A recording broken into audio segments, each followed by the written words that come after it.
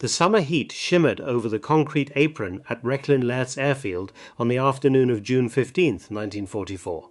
Hauptmann Hans-Werner Lersch walked across the tarmac toward a fighter that should not have been there. The aircraft wore German markings now, black crosses on silver skin, yellow identification panels on nose and wings, but everything about its lines spoke of American engineering. This was a North American P-51B Mustang, one of three that had been salvaged from crash sites, patched together with parts from other wrecks, and made airworthy again by the skilled mechanics of the Erprobungskommando, the testing command at Rechlin. Lersch was 31 years old. He had been testing aircraft for the Luftwaffe since 1936, long before the war began. Unlike the young fighter pilots who flew combat missions over the Reich, Lersch's job was to fly everything: German prototypes, experimental designs, and captured enemy aircraft. He had flown Russian Yaks and American Airacobras, British Spitfires and Hurricanes. He approached each machine with the same methodical curiosity, looking for strengths to admire and weaknesses to exploit. But as he circled the P-51B on the ground, something felt different. The aircraft looked purposeful in a way few fighters did. The fuselage was sleek, almost sculpted. The wings were thin and smooth. The big scoop under the belly housed the radiator for the Packard-built Rolls-Royce Merlin engine, the same V12 that powered the Spitfire, but in this application producing 1,520 horsepower for takeoff and 1,720 horsepower at war emergency power. The propeller was a 4-blade Hamilton Standard unit, measuring 11 feet and 2 inches in diameter. Lersch had read the intelligence reports. Since March 1944, P-51 Mustangs had been escorting American bomber formations all the way to Berlin and back. The appearance of these long-range escorts had shocked the Luftwaffe High Command. For years, German fighters had relied on a simple defensive strategy: attack the bombers before their short-range escorts turned back due to fuel limitations. The P-51 had made that strategy obsolete overnight. Now the Reichsluftfahrtministerium, the Reich Aviation Ministry, wanted answers. What made the Mustang so effective? What were its weaknesses? How could German pilots defeat it in combat? Lersch climbed the wing route and lowered himself into the cockpit. His first impression was immediate and striking. Spess. After thousands of hours in German fighters, where the cockpit wrapped around you like a tight glove, where your shoulders pressed against the framework and the cannon breech sat between your knees, the P-51 cockpit felt enormous. The canopy was a clear bubble that gave an unobstructed view in all directions. The instrument panel was well laid out, logically arranged. The seat was adjustable. Even the control stick felt different in his hand, lighter, more responsive. He studied the controls carefully. The throttle quadrant on the left side wall included not just the throttle lever, but also the propeller pitch control and mixture control. A small switch activated the electric starter. No hand cranking of a heavy inertia starter, the way ground crews had to do with the Messerschmitt Bf 109 in cold weather. Just flip the switch and the Merlin fired. Lersch went through the unfamiliar checklist with the help of notes prepared by the technical staff. Battery on, fuel selector to main tank, mixture rich, propeller to high RPM, throttle cracked open 1 inch. Then he flipped the starter switch. The Merlin caught immediately with a deep authoritative roar. The engine note was smoother than the Daimler-Benz engines he knew so well. There was no harsh vibration, no stuttering, just smooth, powerful rotation. He let it warm up, checking oil pressure and coolant temperature. Everything read normal. The tower cleared him for takeoff. Lersch released the brakes and added power. The Mustang accelerated smoothly down the runway. At 90 miles per hour, he eased back on the stick and the fighter lifted cleanly into the air. Gear up, flaps up, climb power, and then Hans-Werner Lersch, who had flown more than 50 different aircraft types in his career, felt something he had not expected: pure, uncomplicated pleasure. The P-51 climbed like it wanted to be in the sky. The controls were beautifully harmonized. Ailerons, elevator, and rudder all required similar stick forces, giving the pilot a natural feel for the aircraft's attitude. The visibility was spectacular.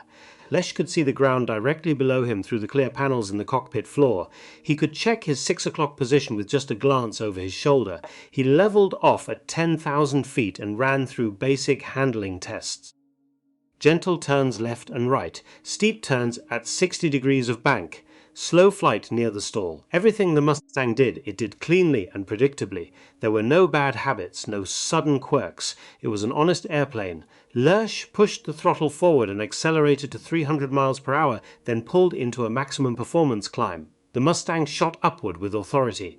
At 20,000 feet he leveled off and checked his watch. The climb rate was excellent, better than a Bf-109 G6 at the same altitude. He continued climbing. At 25,000 feet, something changed. The Merlin's two-stage, two-speed supercharger automatically shifted to high blower. Power remained strong and smooth. Lersch kept climbing. At 30,000 feet, where German fighters began to lose performance, the Mustang was still pulling hard. The engine showed no signs of strain. Lersch ran a series of high-speed dives, checking control response and stability. At 400 miles per hour indicated airspeed, the Mustang remained rock-steady. No buffeting, no tendency to tuck under into an uncontrollable dive. The controls stayed effective even as he approached compressibility limits that would have made a Bf-109 shake itself apart. After 90 minutes in the air, Lersch brought the Mustang back to Rechlin and landed. He taxied to the dispersal area, shut down the Merlin, and sat in the cockpit for a long moment thinking. Then he climbed down and walked to the debriefing room, where a group of technical officers was waiting. They wanted his initial assessment. Lersch chose his words carefully. He was a professional test pilot, trained to be objective and thorough. But he was also a German officer, and these men were looking for weaknesses they could exploit in combat. "It is," he said quietly, "a very fine aircraft." The room went silent. "The cockpit visibility is excellent," Lersch continued. "The controls are well harmonized. The engine is smooth and powerful. High-altitude performance is outstanding. I found no handling vices." One of the senior officers leaned forward. "And its weaknesses, Hauptmann Lersch, eh?" Lersch paused. "I will need more flight time to give you a complete evaluation, but I can tell you this much already. If this aircraft has weaknesses, they are not obvious. That was the first shock." Hans Werner Lersch, a man who had spent 8 years finding flaws in aircraft, had just told the Luftwaffe High Command that the enemy's fighter had no obvious defects. The words hung in the air like an unwelcome truth. While Lersch began his systematic test program at Rechlin, combat reports from frontline fighter units were painting a disturbing picture. The P-51 Mustang was not just another Allied fighter to be defeated with superior tactics. It was fundamentally changing the air war over Germany. On March 4, 1944, the US 8th Air Force had launched its first major raid on Berlin. 57 P-51Bs of the 354th, 357th, and 363rd Fighter Groups escorted the bombers all the way to the German capital. Reichsmarschall Hermann Göring, commander of the Luftwaffe, had famously declared that no enemy bomber would ever reach Berlin. Now, American bombers were over the city with long-range fighter escort, and there was nothing the Luftwaffe could do to stop them. The combat losses told the story in brutal numbers. During Big Week, the intense series of bombing raids in February 1944, the Luftwaffe lost 17% of its experienced fighter pilots killed or seriously wounded in just 7 days of combat. These were not replaceable losses. Germany could build Feichts in underground factories scattered across the Reich, but experienced pilots took years to train, and fuel for training flights was growing scarce. The intelligence officers at Rechlin compiled a dossier on the P-51 from combat reports and interrogations of captured American pilots. The picture that emerged was sobering. Range performance was impressive. The P-51B could fly escort missions of up to 850 miles radius with drop tanks, far enough to reach any target in Germany from bases in England. With careful fuel management, some pilots were reporting endurance of 7 hours or more. Speed capabilities were equally remarkable. Maximum speed was recorded at 440 miles per hour at 25,000 feet. The aircraft maintained high speed even at extreme altitudes where German fighters struggled. Armament consisted of 6.5 caliber Browning machine guns, 3 in each wing, with 1,260 rounds total. American pilots were taught to fire in short bursts at close range, making every bullet count. Tactical doctrine was sophisticated. The 8th Air Force fighter groups had developed a formation called Fluid 4, 2 pairs of fighters that could split, reform, and support each other. Mustang pilots were ordered to avoid prolonged turning fights with German fighters. Instead, they used their superior speed and energy retention to dictate the terms of combat. Dive through the formation, fire, zoom back to altitude, repeat. If a German fighter tried to follow them up, the Mustang could simply outclimb them above 25,000 feet. Production numbers were staggering. North American Aviation's factories in California and Texas were producing more than 100 P-51s per week. By war's end, total production would exceed 15,000 aircraft. Germany, hammered by round-the-clock bombing, could not match those numbers. One combat report from Jagdgeschwader 52, the most successful German fighter wing in history, stood out. An Oberleutnant with more than 100 victories had encountered a formation of Mustangs at 28,000 feet while escorting bombers near Vienna. He attempted to engage, but the American fighters simply accelerated away in level flight. When he tried to dive after them, they outdove him and then zoomed back to altitude faster than his Bf-109G could follow. The German pilot's conclusion was blunt. Against this aircraft at high altitude, we have no effective counter. Another report from Jagdgeschwader 3 described an engagement over Brunswick, where a group of Bf-109s attacked a bomber formation. The Mustang escorts responded immediately, diving through the German formation in pairs.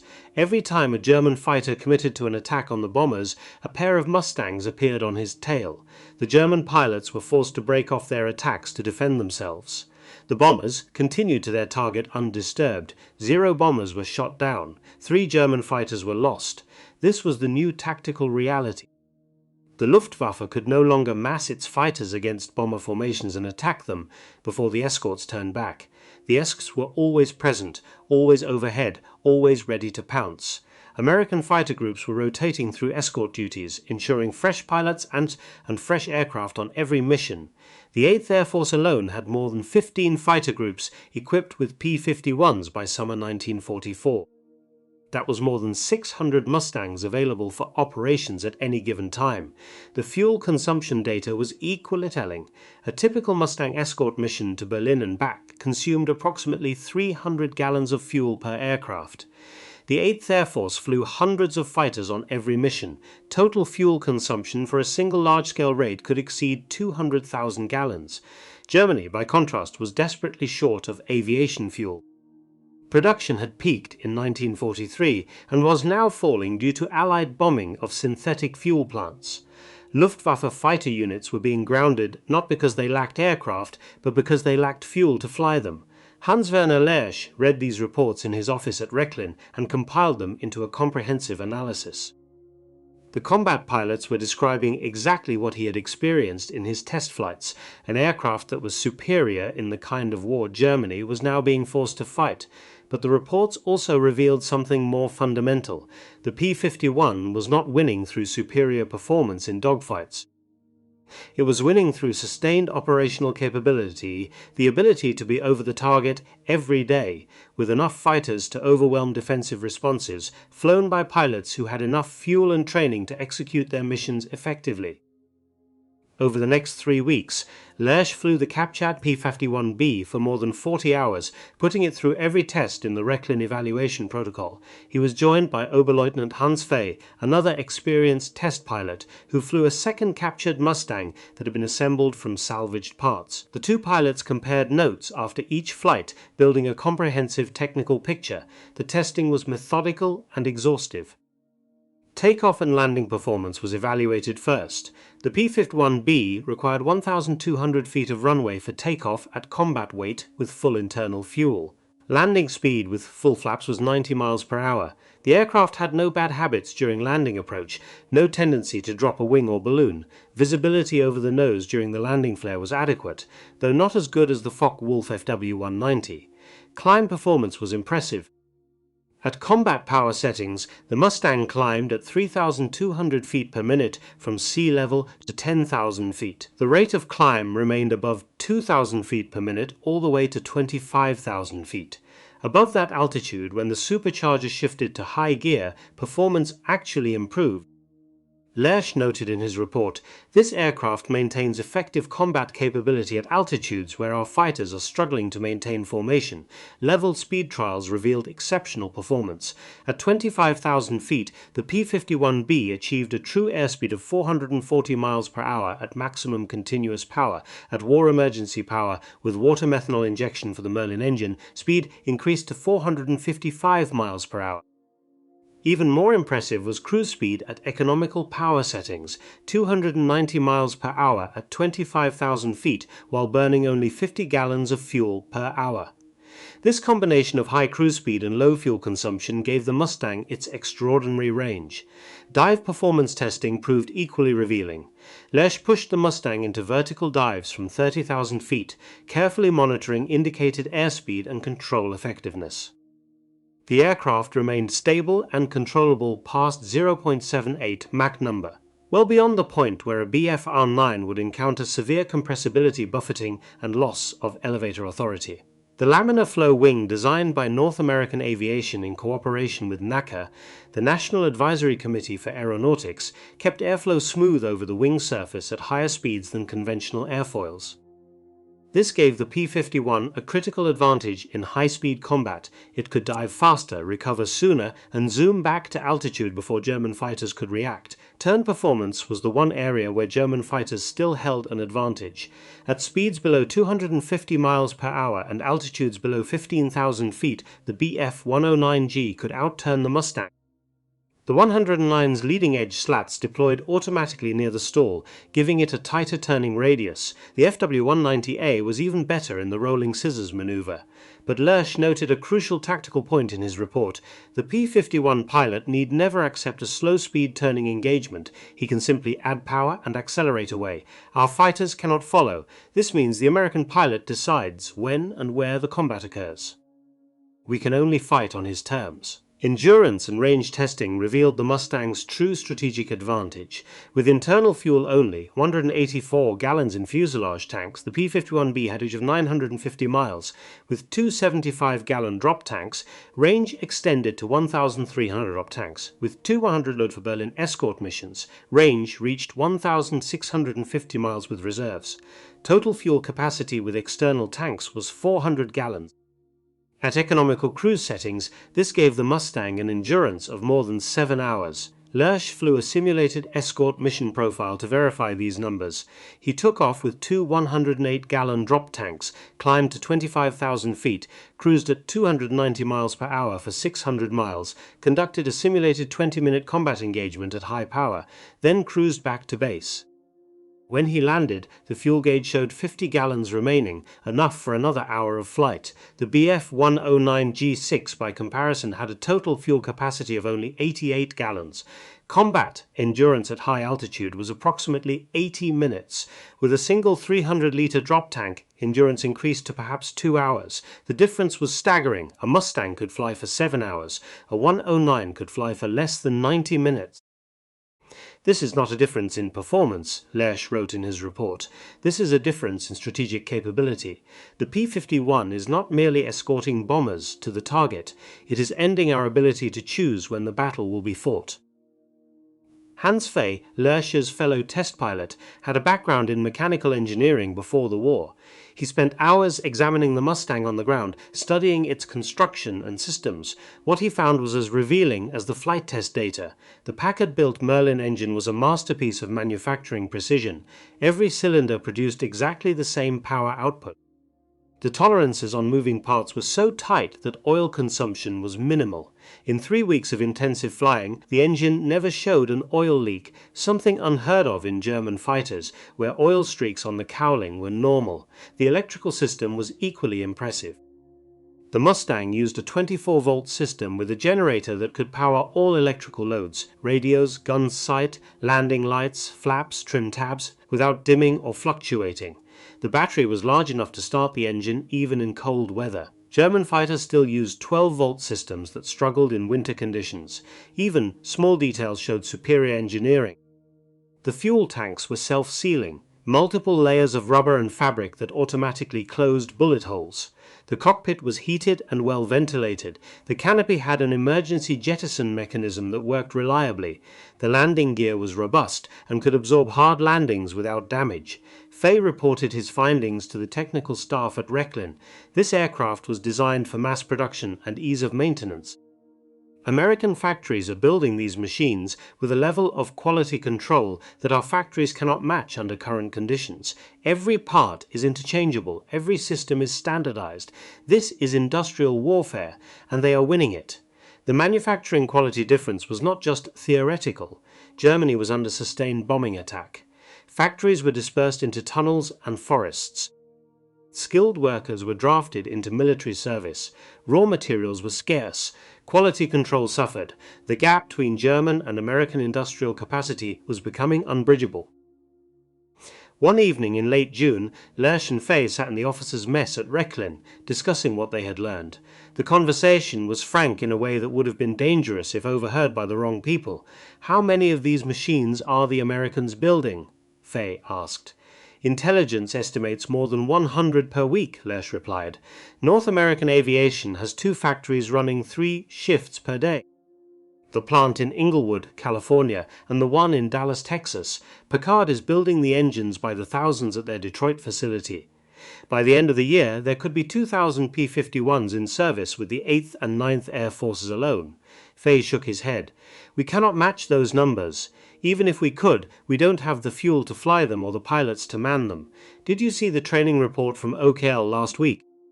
Replacement pilots are entering combat with less than 100 hours of total flight time. Some of them have barely 20 hours in the Bf-109 before they are sent to operational units.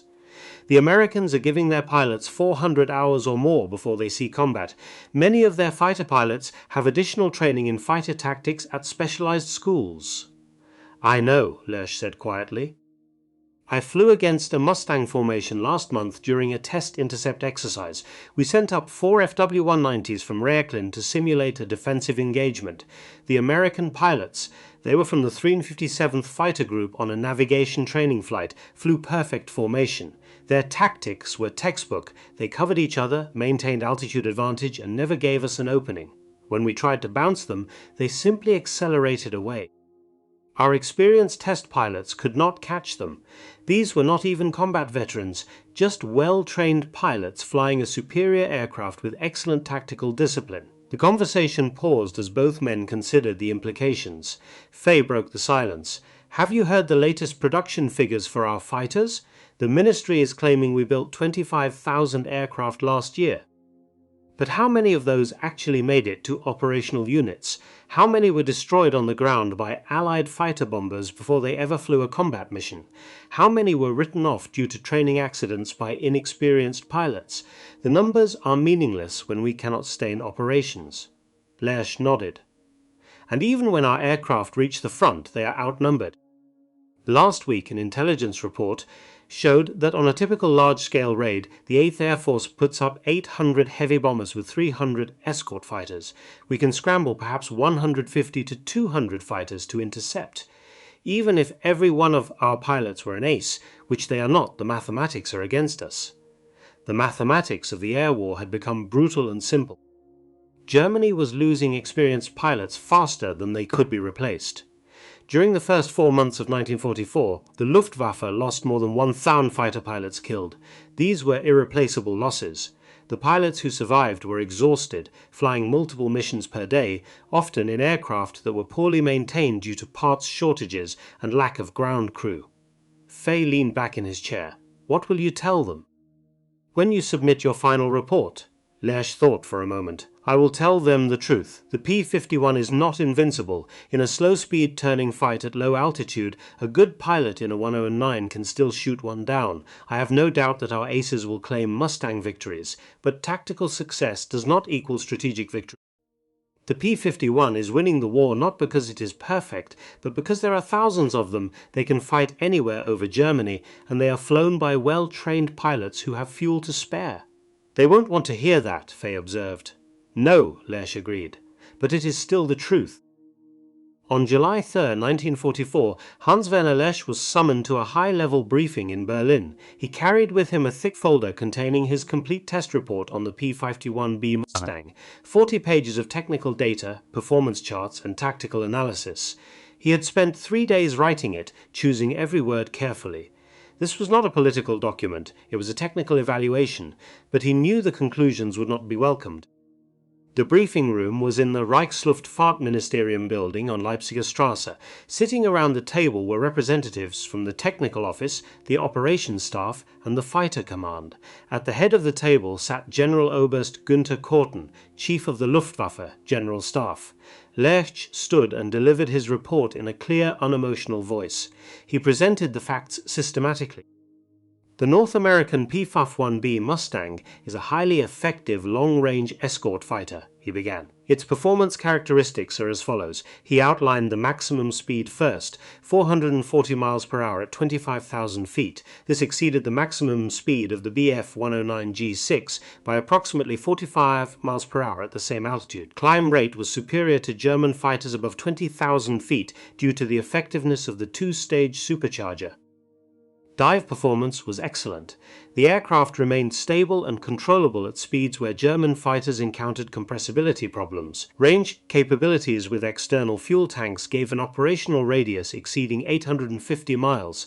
This allowed the P-51 to escort bomber formations to any target in Germany and return to base. Endurance was 7 hours with external tanks. This compared to approximately 80 minutes for the Bf-109G6 with internal fuel. Armament consisted of 6.50 caliber machine guns, effective though not as destructive as German 20mm and 30mm cannon. Handling qualities were excellent. No dangerous flight characteristics had been noted. Controls were well harmonized and effective at all speeds. The only weakness identified, the P-51B could be outturned by the Bf-109G at low speeds and low altitudes. However, American tactical doctrine instructed their pilots to avoid slow-speed turning engagements. They used superior speed and altitude performance to dictate combat terms. Lerch paused and looked around the room. Every face was focused on him. My conclusion is that the P-51 Mustang represents a new generation of fighter aircraft. It was designed specifically for the long-range escort mission, and it performs that mission exceptionally well. Our current fighter tactics, which rely on engaging bomber formations before the escorts turn back, are no longer effective. The escorts are not turning back. The room remained silent for a long moment. Then Korten spoke. Hauptmann Lerch, you are telling us that we have no effective counter to this aircraft. That is not what I am saying, Herr General Oberst. Our fighters can still defeat the P-51 in combat. Our experienced pilots have the skills to do so. But we cannot defeat them strategically. There are too many of them, they have too much range, and they are being produced too quickly for us to match. Unless we can develop a fighter with similar or better performance and produce it in similar numbers, the air war over Germany will continue to favor the enemy. Another officer spoke up. What about our new fighters? The Me-262 jet fighter, the Ta-152 high-altitude interceptor. The Me-262 shows great promise, Lerch replied carefully. I have flown the prototypes. The speed is remarkable, 540 miles per hour in level flight. Against that kind of performance, the P-51 would be at a severe disadvantage, but the Me-262 is not yet in production in meaningful numbers. The engines are unreliable and have very short service lives. The aircraft requires a long, smooth runway for takeoff and landing, making it vulnerable to fighter-bomber attacks on airfields. Most critically, we do not have the fuel to operate jet aircraft in large numbers. He paused, choosing his next words with care. The Ta-152 is an excellent high-altitude interceptor. At 45,000 feet, it outperforms everything the Allies have. But again, we are building them in small numbers, dozens, not thousands, and the bomber formations are operating at 25,000 to 30,000 feet, where the P-51 has performance advantages over our current fighters. We need a fighter that can be mass-produced, that can operate from damaged airfields, that can be maintained with limited spare parts, and that can be flown by pilots with minimal training. Herr General Oberst, with respect, this is no longer a problem that can be solved by superior aircraft design. This is an industrial and logistical problem. Korten leaned back in his chair, his face grave. So you are telling us that unless we can match American industrial production, we have no path to victory in the air. I am telling you that the strategic situation has fundamentally changed, Lerch replied.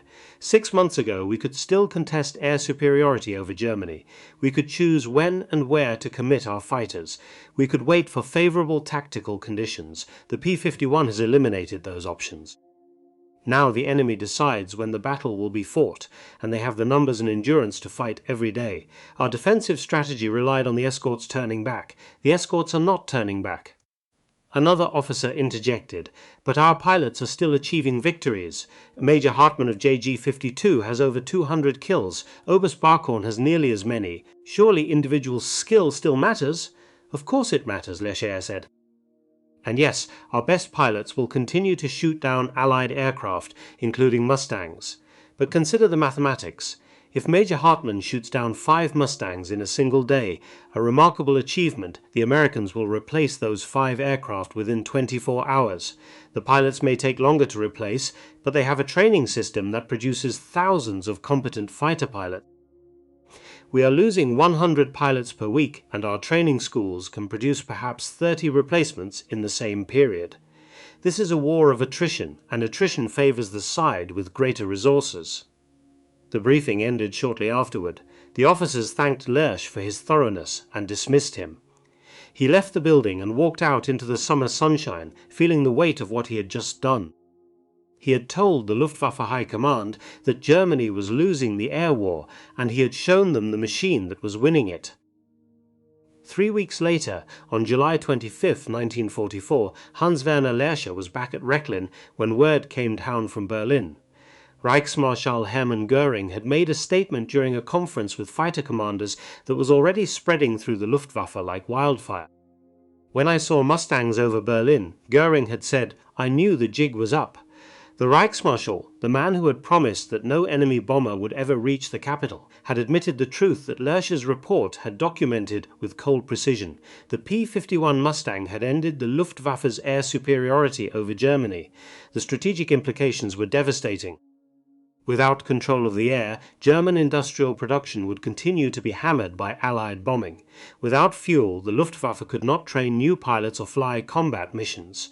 Without experienced pilots, the few remaining fighters would be ineffective. The spiral was irreversible. Lersch understood all of this. He had seen it in the numbers, in the engineering quality, in the simple fact that the P-51 could fly for 7 hours while the Bf-109 could barely stay airborne for 90 minutes.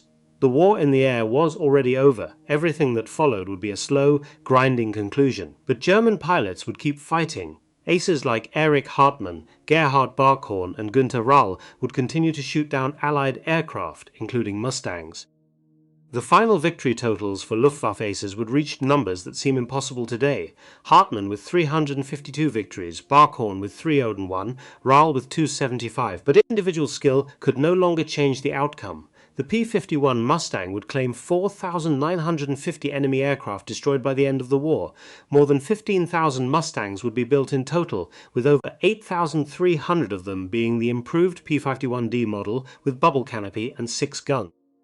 The aircraft would serve not just with the US Army Air Forces, but with the Royal Air Force, the Royal Canadian Air Force, the Royal Australian Air Force, and many other Allied nations. After the war, it would fly combat missions in Korea and remain in military service with some countries into the 1980s. Hans-Werner Lersch survived the war. In April 1945, as Allied forces closed in on Rechlin, he destroyed his test notes to prevent them from falling into enemy hands.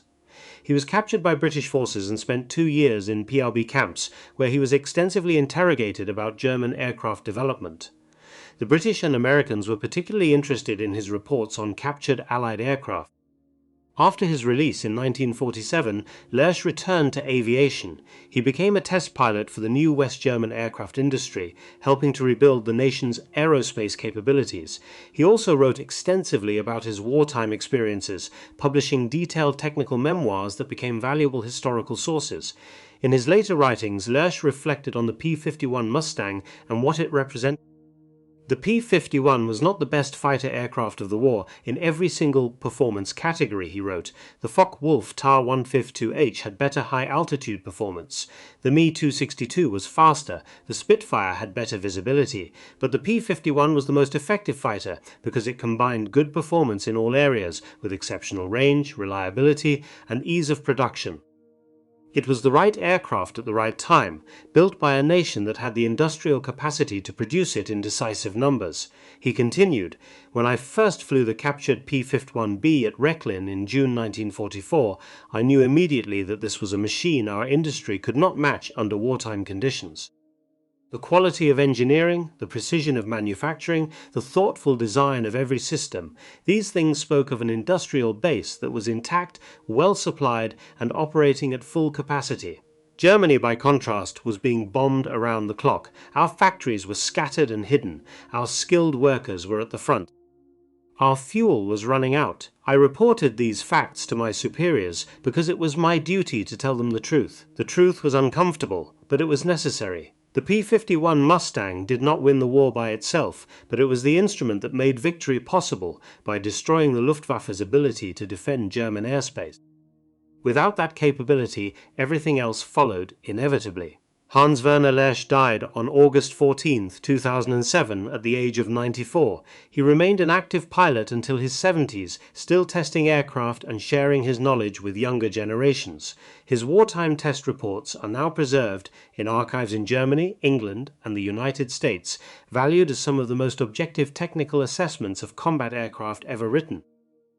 The story of Hans Werner Lersch testing the P-51 Mustang is not a story about one pilot or one aircraft.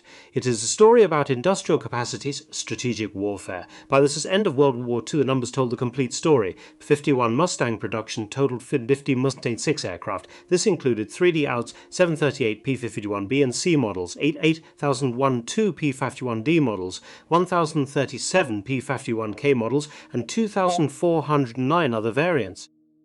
Luftwaffe fighter production in 1944 reached approximately 25,000 aircraft, but losses in combat totaled approximately 21,000 aircraft in the same period. The net gain was insufficient to maintain operational strength. Pilot losses told an even grimmer story. The Luftwaffe lost 2,262 fighter pilots killed in 1944 alone. The USAF lost 2,590 fighter pilots killed in the entire European theater throughout the war. Training time showed the quality gap. Luftwaffe replacement pilots averaged 100 hours of flight time before combat. USAF pilots averaged 400 hours or more. The P-51 Mustang cost approximately $50,000 to build in 1944, roughly $800,000 in today's dollars. North American Aviation produced them at a rate of more than 100 per week at peak production. The Packard Motor Company built the Merlin engines at a factory in Detroit, producing 55,000 engines during the war years. Against this industrial tsunami, Germany could not compete. The Bf-109 was an excellent fighter when it first flew in 1935, but by 1944 it was obsolete, outperformed by Allied fighters at high altitude and unable to match the range and endurance required for modern air combat. The FW-190 was better, but still could not escort bombers to Berlin and back. The Me-262 jet fighter, when it finally entered service in 1944, was technologically superior to anything the Allies had. But Germany built only 1,433 of them, and most never flew combat missions due to lack of fuel, lack of trained pilots, and lack of spare parts. Technology alone could not overcome industrial collapse. Hans Werner Lersch understood this in June 1944 when he climbed down from the cockpit of the captured P-51B and told his superiors it was a very fine aircraft. He had seen the future, and the future was not determined by individual skill or tactical brilliance. It was determined by factories, fuel supplies, training programs, and the ability to produce thousands of effective aircraft flown by well-trained pilots. The P-51 Mustang was the physical embodiment of American industrial power applied to the problem of air superiority. It worked, and once it entered service in numbers, the outcome of the air war over Germany was no longer in doubt. Today, hundreds of P-51 Mustangs still fly at air shows around the world. Restored to pristine condition by dedicated enthusiasts, they roar through the sky with the same distinctive Merlin sound that once signaled the end of the Luftwaffe's dominance. These aircraft are now valued at several $1 million each, prized as flying pieces of history. At every air show where a P-51 appears, crowds gather to watch. The aircraft is still beautiful, still purposeful, still impressive 80 years after it first flew. Old veterans who flew them in combat sometimes sit in the crowd, remembering. Some of them remember friends who never came home. Others remember the cold at 30,000 feet, the fear of flak, the sudden violence of air combat. But they all remember the aircraft itself, the machine that could fly for 7 hours, fight for 30 minutes, and still bring them home. The machine that had room to think, room to fight, room to endure. Hans Werner Lersch, in his memoirs, wrote one final assessment of the P-51 Mustang. It was not invincible, but it was good enough, built in numbers large enough, and operated by pilots trained well enough to accomplish its mission. That is all any weapon of war needs to be. The rest is mathematics. The mathematics spoke clearly in 1944, and the silver fighter with the deep Merlin roar was the equation that changed history.